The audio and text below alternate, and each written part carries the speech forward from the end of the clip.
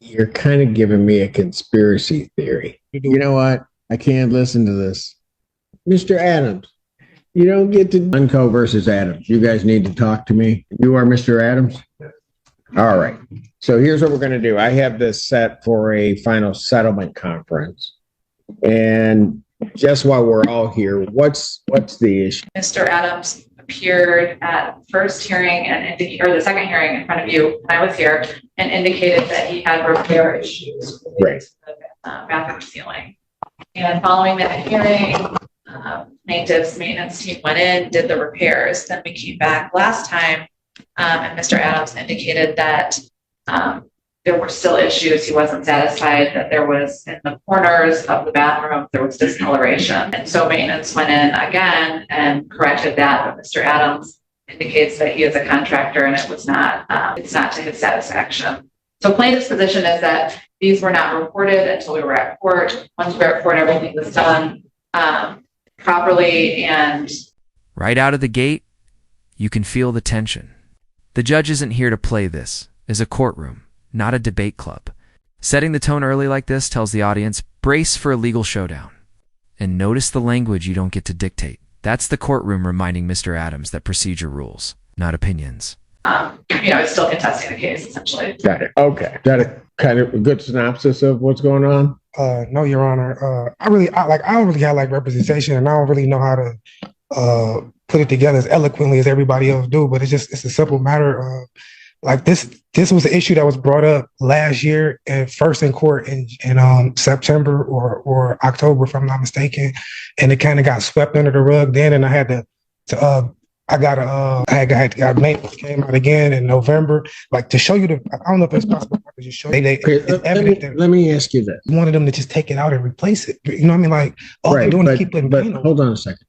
One of the things, and I need you to just think about this for a moment. I don't need a comment from you. One of the things is that, because the determination I'm going to make is not whether it looks cosmetically good, whether or not I'm going to be looking at whether or not the unit is habitable. Now, that can mean that it might not look like I want it to look in my house, or something that doesn't suit well with you. But the question really becomes, is the unit habitable? Before I even get to that point, though, what you're telling me, what then do you want to do or have the court do? Honestly, I was asking if they would have somebody to come out and take the mold out. The section where the mold is, I just want them to take that section out and then replace it. That's it. I'm happy with the apartment. Everything else is cool. There's 4 rooms in that apartment, and that one is not really used. So he wants a section with the mold taken out. The section that he was complaining of that had drywall that fell out was cut out and was replaced and was sanded and painted. The other areas that were treated for the mildew with a mold and mildew type treatment, and then painted with kills and painted over. So it looks cosmetically fine. It is cosmetically fine. It is okay. There is no mildew. This is a bathroom. The exhaust fan needs to be used. People need to make sure that there's airflow in there. But plaintiff's position is, they've done everything they need to do. They're not going to replace the entire classic landlord defense in action. Emphasize timing, minimize complaints. They're essentially saying, sure, repairs were done twice. Actually, but you didn't complain until now. It frames Mr. Adams as picky rather than persistent. Legal audiences will recognize this as a strategy to undermine credibility. Can I speak? Yeah. It's not just as simple as that. The tub up over me had flooded, and this came out since we were going to court. When they went to go check upstairs, the tub over me had flooded. So it's just was just standing water sitting right up over my shower. Okay, and it was leaking down into there and everything. Let me just ask you this. If that the landlord has done everything proper and tell them they don't need to do anymore, what are you going to be possible for you to actually be able to say? I would have to pay it. Not an answer to me. I would have to pay it. If whatever the judgment is, I would have to follow what the judgment is, but I think that they would too. That's what I'm saying. I don't know how to explain this right. So what is right as we sit here today? What is your issue with what they've done? My only issue is that it's mold that's going to come. I've been living in an apartment for 3 years, and honestly, this isn't even the first time that this has happened. It's just always just gets swept under the rug. I'm happy with the apartment. I just don't want to live with the mold. What I'm asking is right now, as we stand here today, it's fixed. I mean, if we call them, I think they use kilns. I have a video they did. Right? They use just regular paint. Pardon? Can I speak, sir? I did. That's why I would like to just show the evidence that I have. I took a video. It's a video of the guy doing it. He explained that he's only using paint, and he just put paint there. Like, it's the whole video of it. The guy said they told me to just come paint over it. He used regular paint. He didn't use any kills. He came with a bucket of. I have a video. He came with a bucket of paint and painted over it, and that was it. Just made it to where it looked like, and it just basically just it makes me look discredited.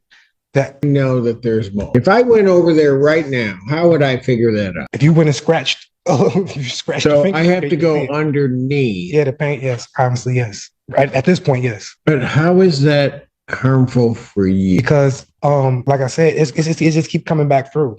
Like but it hasn't. Well, it has come back through. That's why we're here. No. What they have right now has no. Since their last repair, it hasn't. No, it has not. No, it has not. Since the last repair about a week or two ago, like a couple weeks ago, no, it has not. So, and that if that be the case, and if that be the standard that we're going by, then well, sir, it's not just the standard we're going by. It's like if the landlord comes in and let's say, let's take it out of this, but let's say landlord comes in, they fix the pipe. For whatever the reason, 2 weeks later, the pipe bursts, right? Correct. Landlord comes in, they fix the pipe. You can't then just hold up saying they need to do something so that these pipes don't burst because the landlord, they have to provide you a unit that's happy. They're not. Here's a critical legal point. Habitability trumps aesthetics. The apartment doesn't need to be perfect. It just needs to be livable. Courts often dismiss cosmetic complaints unless they pose a health or safety risk. That's why Mr. Adams' frustration, while relatable, may not carry as much weight legally. I mean, there are certain things they have to do to make sure. I mean, they have to do some preventative stuff, but there's nothing they can't prevent everything. And sometimes the only thing that can happen is I have to wait. Gonna repair, it's gonna work or it's not gonna work. Use the tenant. If it doesn't work, have to let them know. Sometimes in units, for whatever the reason, you're gonna have recurring problems, right? And sometimes it's just where the unit is, right? Sometimes there's not a real good reason. Yeah, I'm understandable to that, and I don't want to make it seem like I'm just trying to be a bag. None of that. It's just like I'm living in a house with mold. I've been staying in this apartment for years. Okay. I just want to clear. But here's the thing. I know the danger. I often have to explain that people. Nobody wants to live necessarily with mold, but sometimes mold. We all live with mold every day. Correct. Right, in different ways. Correct. Right. So sometimes it's bad. Sometimes it's good. Sometimes. I have to take a shower in it every day to agitate it. That's where it's for. Pardon? Like when you're taking a shower and it's like it's getting agitated every day. What's getting agitated? When there's mold in your shower and it's just like, and you're going to step into it and it's like strict. Like when it's just. You know, a bathroom you step into that there hasn't been mold. Because if you do, I want to know where it is. This could be plausible, but when you see it and you know it's there, it's like we can get rid of this. But let me ask this: as we sit here right now, right? It's not visible. Correct. Yes, you couldn't see it. Yes, it's not visible. No. Okay, but it's not there. You have no idea if the repair that's been done has worked. I can say that it probably didn't because they've done it before, and the same thing. No. As it right now, you can't say that to me because I can't say that it didn't work. I mean, you might have a thought that it's not going to. Well, someone who it wouldn't be my opinion. I'm not like a mold expert, but I'm sure that I know. I just know the dangers of mold, and like how you gave that analogy that it. But see, that's what we're getting. Bam. Mr. Adams drops video-proof painting over mold rather than removing it. Visually compelling and perfect for audience engagement. Pause here and ask, would you settle for just paint over mold? But legally? Courts value certified inspections more than tenant shot videos. So it's a battle between perception and proof. Theory. I can't. It doesn't. Here's the other thing.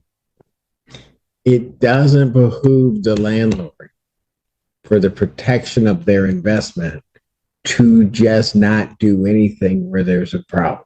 I mean, they have the people there to replace drywall, to do that stuff. I mean, so if it were necessary for them to do, they just do it.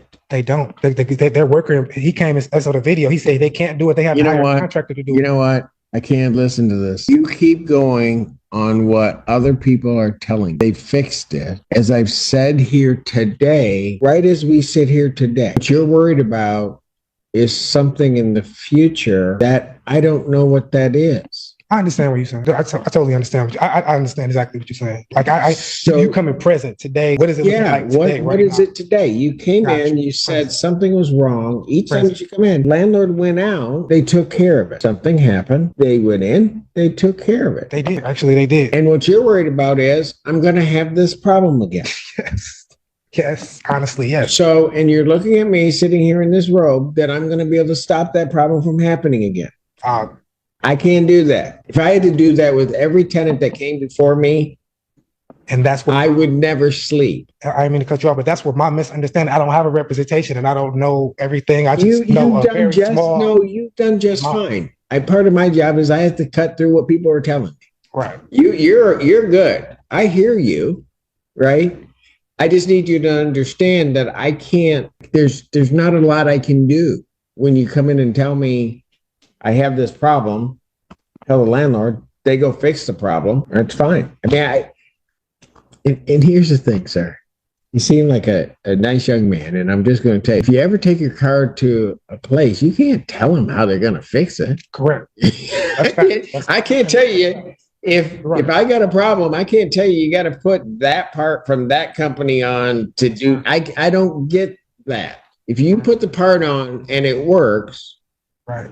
And I think you said the judge tries to simplify with a pipe analogy. Law looks at what's repaired, not what might happen. For someone living with recurring mold, it can feel dismissive.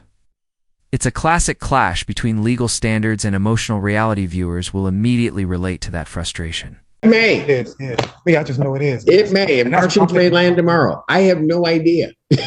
Okay. Honestly, we have to deal in the present with the way that this is right. That's it. I've got to deal with the present. And so if you're looking at it, so here's what I know, or what I think I know. If the problem comes back and you tell them they're going to do something about it, and I'll just say this about McKinley, and it's just true. There's not any bias against it.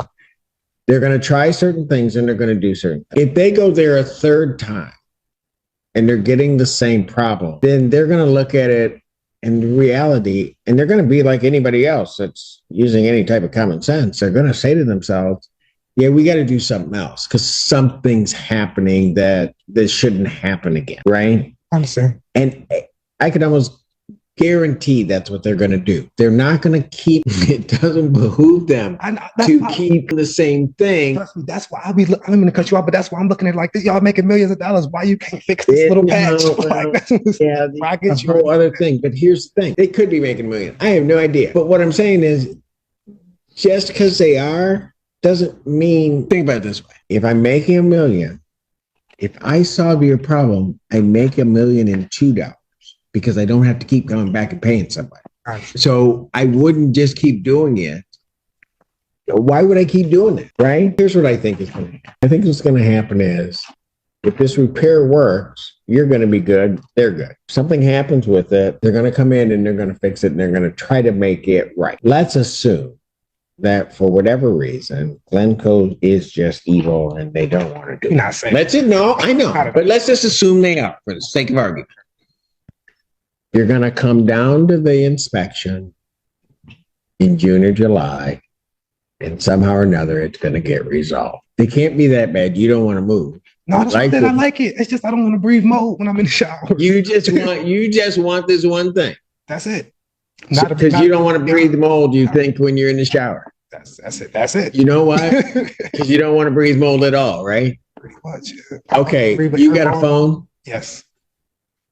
When you get on your phone, go to your weather app, and they're going to tell you that there's mold, all kinds of mold out there. Gotcha. Yeah, you walk outside, you're going to be breathing mold. Gotcha. Facts. Right? Understandable. Now, you want me to do something about that? No, but it's not. I can't. Here's the legal hard truth. The judge can only rule on what exists now, not what might happen tomorrow. Tenants often feel the law favors landlords because prevention isn't as actionable as remediation. This is a perfect moment for the audience to reflect: how much faith do you put in a reactive system? down on you, you would move your chair. Alan has to stand with an umbrella. Right? But I understand what you're saying. You see what I'm saying? I understand what you're saying. So so we're dealing with the present, right? So from the time that it was not fixed back, right? They have a whole lot of late fees on there that they charge. Like I really only owe them $385 in my utilities, and then they got like $600 and something in these late fees and court costs that we have here, right? So we talking about I've been getting charged late fees and everything while I'm in. How much is owing on his account? And then it's like, hold on. Your Honor, right now the balance as of today is $931.85. There is some money in that. $939. $931. Okay. So I'll ask the question. How do we get there? His monthly rent that I have currently, it's like $14. Right. So there's also utilities of $255.85. That's owed from, so looks like the last time that Mr. Adams was at a zero balance was at the end of November Of 23. 23. And then starting in December, there was only one payment made of $15. It was made on January 2nd, and no other payments have been made tonight. Got it. So what's there are utilities and late fees And court costs. and court. and late fees are $450. I owe $621 and Hang on. It looks like late fees were assessed in February. And then